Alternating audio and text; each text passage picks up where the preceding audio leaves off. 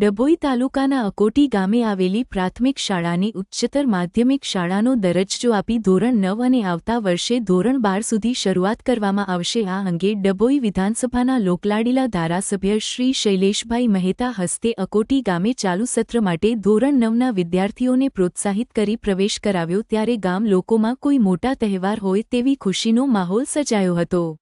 ધારાસભ્યે જણાવ્યું હતું કે હવે બાળકોને ડભોઈ અને ચાંદોદ સુધી અભ્યાસ માટે બાળકોને જવું નહીં પડે અને આગામી સમયમાં ધોરણ 12 સુધીના અભ્યાસ પણ અકોટી ગામની શાળામાં શરૂ કરવામાં આવશે તેમ જણાવ્યું હતું। Reporter Kinjal Bhatt, BBN news, Dabhoi.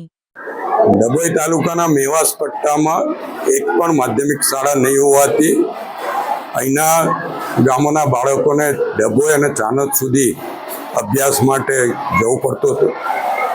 સરકારે જે હમણાં 162 જેટલી શાળાઓને મંજૂરીઓ આપી, વડોદરા જિલ્લામાં 4 માધ્યમિક શાળાને મંજૂરી આપી, એમાંની એક ડભોઈ તાલુકાની અકોટી, આજે એનું વિધિવત રીતે ઉદ્ઘાટન કરવામાં આવ્યું છે। આજથી શાળામાં બાળકો ધોરણ 9માં અભ્યાસ કરતા થવાના છે।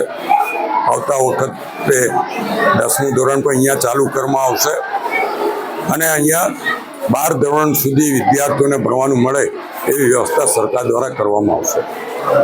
જ્યારે હું 2017માં ઇલેક્શન લડવા આવ્યો ત્યારથી અહીંના લોકોની આ એક જ માંગણી હતી કે અમને માધ્યમિક શાળા આપો, જેથી અમારા બાળકોને અભ્યાસ અર્થે બહાર ના જવું પડે।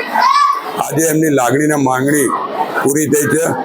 હું એમના પ્રતિનિધિ તરીકે સરકારનો પણ આભાર માનું છું અને અકોટી અને આજુબાજુના ગામોના તમામ નાગરિકોને અભિનંદન પણ પાઠવું છું।